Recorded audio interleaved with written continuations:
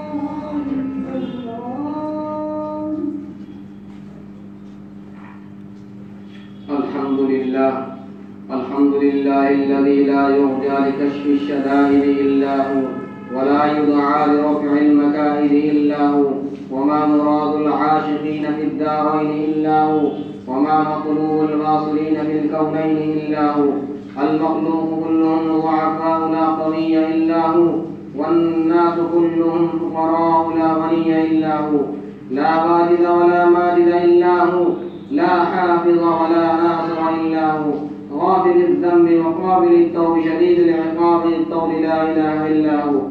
هل من خالق غير الله يرزقكم من السماء والأرض؟ لا إله إلا هو.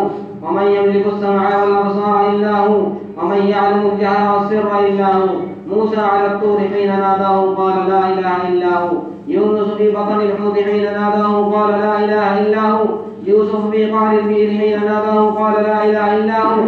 إبراهيم في نار الحريق حين ناداه قال لا إله إلا هو.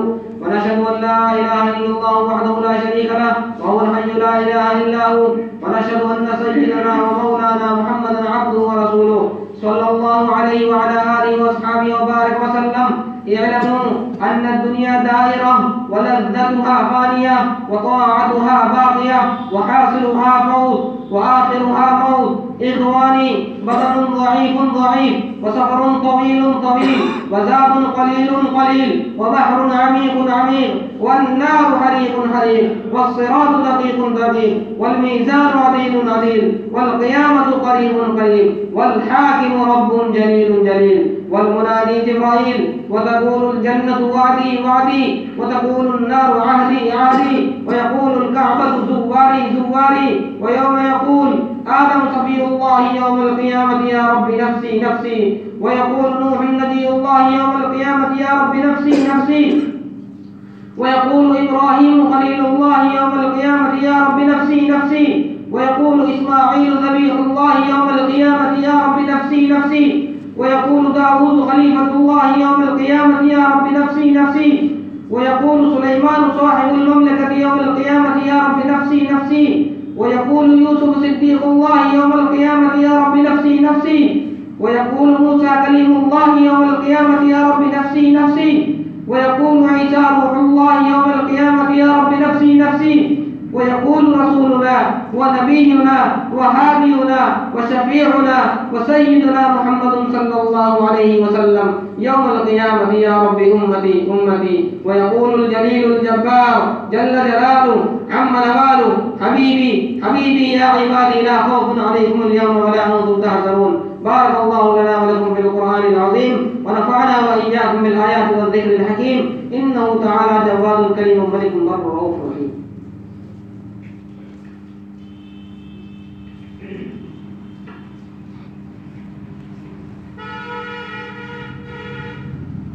الحمد لله نحمده ونستعينه ونستغفره ونؤمن به ونتوكل عليه، ونعوذ بالله من شرور انفسنا ومن سيئات اعمالنا، من يهده الله فلا مضل له ومن يضلله فلا هادي له، ونشهد ان لا اله الا الله وحده لا شريك له، ونشهد ان محمدا عبده ورسوله ارسله بالحق بشيرا ونذيرا، صلى الله عليه وعلى اله واصحابه وبارك وسلم تسليما كثيرا. اما بعد، فاني اوصيكم بتقوى الله والمواظبه على ذكر الله، على خير الكلام كلام الله، واحسن الهدي محمد عليه الصلاة والسلام، وشر الأمور محدثاتها، وكل محدثة بدعة، وكل بدعة ضلالة، وكل ضلالة في النار. من أطاع الله ورسوله فقد رشد، ومن يعص الله ورسوله فقد غوى. ربنا اغفر لنا ولإخواننا الذين سبقونا بالإيمان، ولا تجعل في قلوبنا غلا للذين آمنوا ربنا إنك رؤوف رحيم. اللهم أمد شعب رضوانك على السابقين الأولين من المهاجرين والأنصار والذين تبعهم بإحسان، خصوصا على الخلفاء الراشدين المهديين أبي بكر الصديق صاحب رسول الله في الغار رضي الله تعالى عنه، وعمر الفاروق كامل يساس الكفار رضي الله تعالى عنه، وعثمان ذي النورين كامل الحياء والوقار رضي الله تعالى عنه، وعلي المرتضى اسد الله الجبار رضي الله تعالى عنه، وعلى سيد شباب اهل الجنه الامام المامعين ابي محمد الحسن بن عبد الله الحسين رضي الله تعالى عنهما، وعلى امهما سيده النساء فاطمه الزهراء رضي الله تعالى عنها، وعلى عمه المكرمين بين الناس ابي عمر بن حمزه وبالفضل العباس. اولئك حزب الله، الا ان حزب الله هم المفلحون. اللهم ايد الاسلام وانصاره، واذل الشرك واشراره. اللهم وفقنا لما تحب وترضى، واجعل اخرتنا خيرا من الاولى. اللهم انصر من نصر دين محمد صلى الله عليه وسلم، واجعلنا منهم، واخذل من خذل دين محمد صلى الله عليه وسلم، ولا تجعلنا منهم. عباد الله رحمكم الله، ان الله يامر بالعدل والاحسان وايتاء ذي القربى وينهى عن الفحشاء والمنكر والبغي يعظكم لعلكم تذكرون. اذكروا الله العلي العظيم يذكركم وادعوه يستجب لكم، ولذكر الله تعالى اعلى مولى وعز وجل وتمر عنه وعظم استغفر.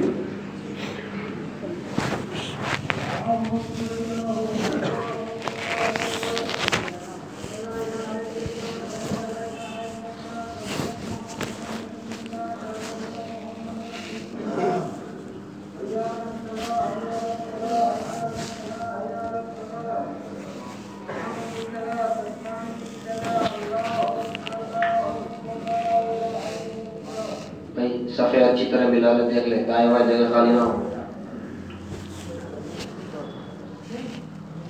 अल्लाहु अकबर।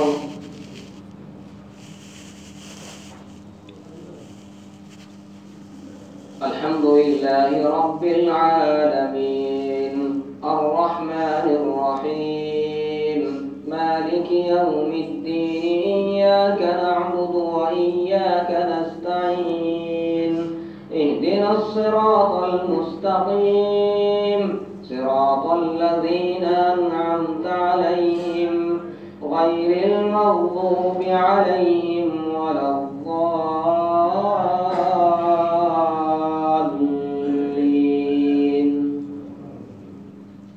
هل أتاك حديث الغاشية وجوه يومئذ خاشعة عاملة ناصبة تصلى نارا حامية تسقى من عين آنية ليس لهم طعام إلا من ضريع لا يسمن ولا يغني من جوع وجوه يومئذ ناعمة لسعيها راضية في جنة عالية لا تسمع فيها لاغية فيها عين جارية فيها سرر مرفوعة وأكواب موضوعة ونمارق مصفوفة وزرابي مبثوثة. الله أكبر.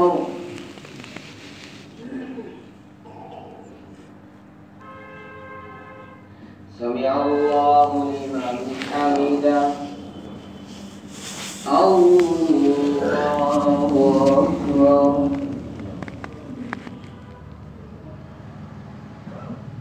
الله أكبر. الله أكبر.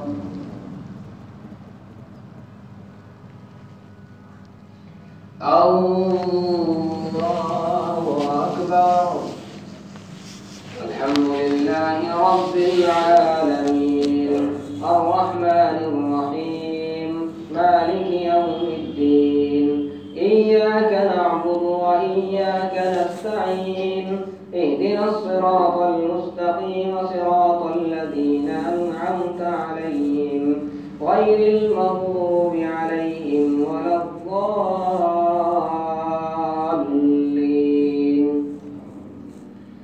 أفلا ينظرون إلى الإبل كيف خلقت وإلى السماء كيف رفعت وإلى الجبال كيف نصبت وإلى الأرض كيف سطحت فذكر إنما أنت مذكر لست عليهم بمسيطر إلا من تولى وكفر فيعذبه الله العذاب الأكبر إن إلينا إيابهم ثم